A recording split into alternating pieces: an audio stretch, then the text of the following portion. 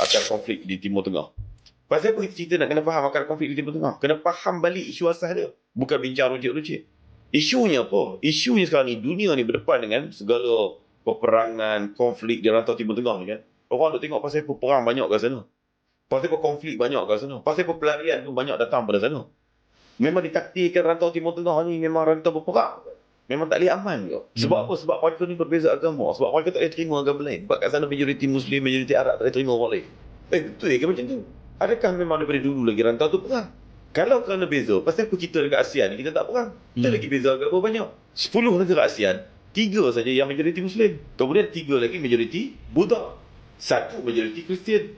2 majoriti tak beragama pun. Jadi kita begitu. Dan di setiap negara yang majoriti tadi ada minoriti. Malaysia ada minoriti, apa nama kita katakan non-Muslim. Ada minoriti etnik pelbagai lah kat Sabah, Sarawak dan sebagainya. Thailand ada minoriti Muslim. Cambodia, Laos, semua tak ada. Perang nak kita tak perang. Adalah sikit-sikit konflik. Macam baru ni Thailand dengan Cambodia 5 hari. Walaupun konflik tu sebelum tu lagi lah. Tapi perang yang besar tu dalam 5 hari. Damai. Banyak. Pasal apa yang kita banyak beza kat sini, kita tak perang. Pasal apa kat sana perang.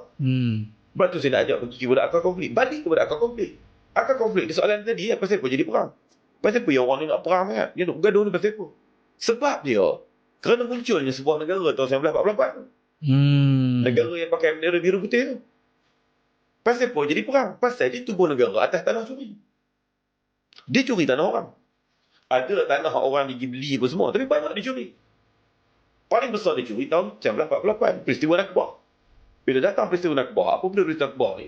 Peristiwa dia bantai penduduk asal. Penduduk asal tu majoriti betul Muslim.